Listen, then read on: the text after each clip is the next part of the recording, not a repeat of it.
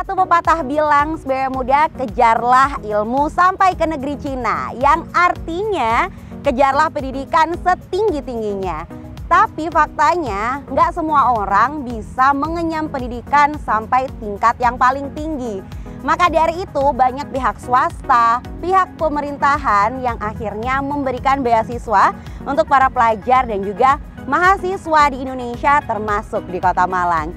So, pastiin ikutin Sani kali ini di Caper, catatan perjalanan episode spesial Beasiswa Wali Kota Malang, dari Malang untuk Indonesia, dari Malang untuk dunia. Persembahan dari Humas Pemerintah Kota Malang.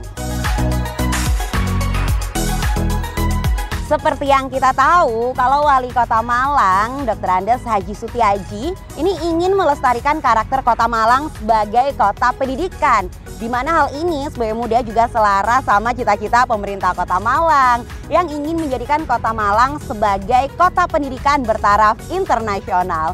Tapi buat ngewujudin itu semua, pastinya butuh SDM yang berkualitas dan juga layanan fasilitas beasiswa buat para pelajar dan mahasiswa yang punya semangat nih buat menuntut ilmu tapi terkendala oleh beberapa faktor.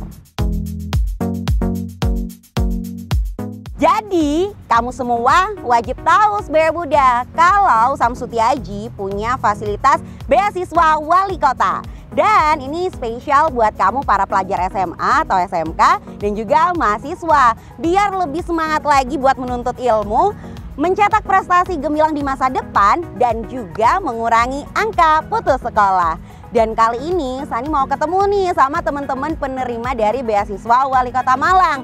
Kalau kamu penasaran siapa aja mereka, ikutin terus Sani di Caper Catatan Perjalanan Spesial episode Beasiswa Wali Kota, dari Malang untuk Indonesia, dari Malang untuk dunia. Persembahan spesial dari Humas Pemerintah Kota Malang.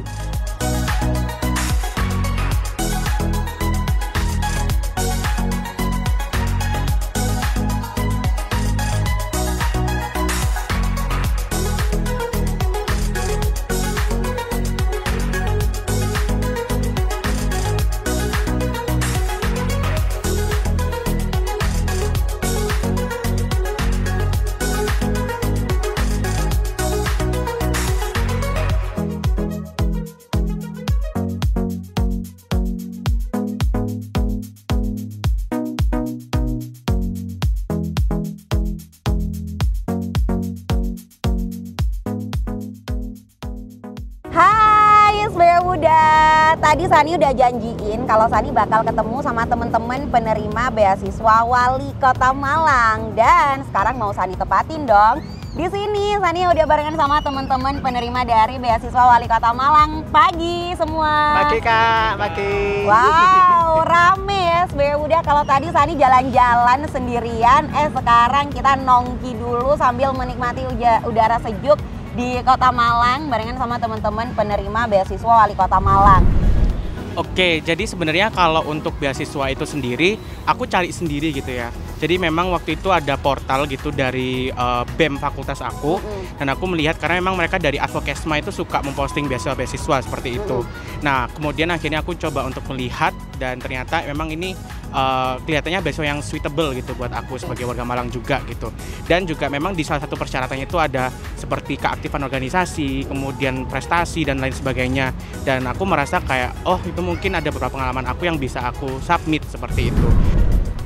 Jadi yang saya tahu itu persyaratan untuk mendapatkan beasiswa Wali Kota Malang itu selain IPK juga harus warga asli Kota Malang, lalu dari keluarga kurang mampu.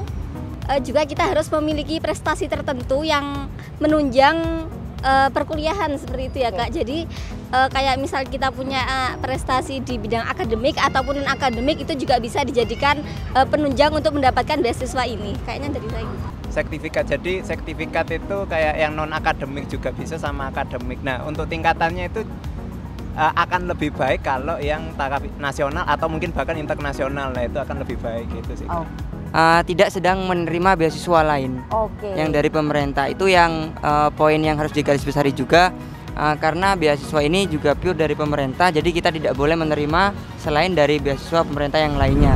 Oke, kalau beasiswa yang saya terima sendiri sih, setahu saya sering disebut beasiswa reguler ya gitu. Mungkin beasiswa prestasi juga bisa dibilang begitu gitu. Dan untuk kegunaannya sih memang kita di sini kan setiap bulannya harus ada, bukan setiap bulan sih, setiap triwulan itu ada laporan gitu ya. Dan memang untuk pengeluaran penggunaan dana beasiswa Wali Kota Malang ini sendiri itu harus ada klasifikasinya tersendiri gitu. Ada seperti untuk, tapi memang semuanya itu harus tetap related atau berhubungan dengan untuk kebutuhan kuliah gitu. Jadi misalnya untuk penggunaan uang kuliah tunggal, kemudian operasional atau mungkin seperti kan juga ada ya mungkin kuliah yang membutuhkan peralatan lab misalnya gitu. Itu juga bisa digunakan dan juga tentunya uang saku juga gitu untuk biaya hidup. Untuk itu tadi sih Kak, pembayaran UKT meringankan orang tua itu. Terus juga kan biasanya kalau mau daftar lomba gitu kan, kalau kita kan biasanya kan agak minder misalnya takut nih mau daftar lomba soalnya pendaftarannya mahal, takut kalah juga takut sia-sia gitu Kak. Nah kalau di sini mungkin bisa aku bisa lebih banyak nyoba-nyoba pendaftaran lomba-lomba gitu. Kan ada uang saku nih. Nah, itu uang saku itu nanti disisihkan untuk apa? Nah, itu untuk ditabung. Nah, itu. Jadi ditabung. Nah, ini kebetulan untuk saya pribadi itu saya coba membuka tabungan emas gitu. Nah, jadi itu saya menggunakan itu ya untuk istilahnya hari tua, istilahnya kan bisa itu nanti diberlanjutkan kan sampai nanti masa depan. Oke, mungkin kalau misalnya teman-teman yang lain tadi lebih menghighlight ke benefit secara finansial ya. Kalau dari aku sendiri, being scholarship awardee gitu ya, atau penerima beasiswa khususnya beasiswa Kota Malang, itu punya prestis tersendiri gitu, punya pride tersendiri dan itu bisa jadikan CV gitu. Karena memang di sini kan kita sebagai mahasiswa itu perlu bikin resume yang bagus ya, gitu. Dan menjadi salah satu penerima beasiswa itu sebenarnya bisa menjadi poin plus gitu, memperlihatkan bagaimana kita juga bisa mendapatkan sesuatu yang bisa kita achieve gitu. Dari teman-teman, mungkin kalau benefit yang saya alami banyak diundang menjadi pemateri sih Mbak. Waduh. Untuk menjadi jadi sosialisasi terkait beasiswa itu biasanya kan beasiswa-beasiswa yang unggulan itu kan terpilih untuk menjadi pemateri, entah itu di himpunannya sendiri, entah itu di fakultas, maupun di fakultas lain atau univ, itu biasanya peluang besar untuk menjadi pemateri itu ada sih.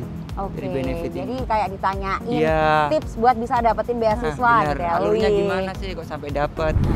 Nah, dengan adanya beasiswa Kota Malang ini tentunya juga bisa membantu mahasiswa yang memang benar-benar membutuhkan saat itu juga gitu ya. Dan juga itu tidak seribet gitu, mungkin tidak seribet beasiswa-beasiswa yang lain, dan tentunya itu bisa membuat mahasiswa itu jadi lebih ringan lah gitu dalam menangkap beban mereka. Gitu. Oke, berarti kayak langkah-langkahnya dipermudah betul, gitu ya betul oleh banget. Wali Kota Malang. Wow, menarik nih buat kamu arek-arek Malang.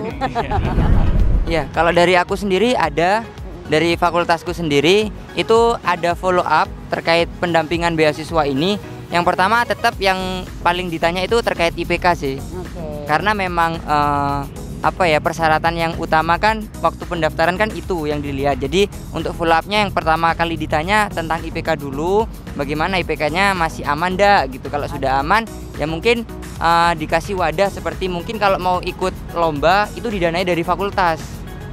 Jadi gitu. Mungkin kita yang penerima beasiswa ini itu dapat reward plus lah terkait perlombaan. Jadi yang sebelumnya kita itu jarang didelegasikan, gara-gara kita mendapatkan beasiswa ini akhirnya mudah untuk didelegasikan. Nah, untuk periode sampai kapan mendapat beasiswanya, nah itu kalau dari yang pernah saya dapat informasi dari pihak wali kota ya gitu, itu kalau nggak salah sampai lulus ya Kak gitu. Sampai lulus. Begitu. Itu Amin, informasi. Iya. Teman-teman. Itu info yang saya dapat seperti itu. Oke.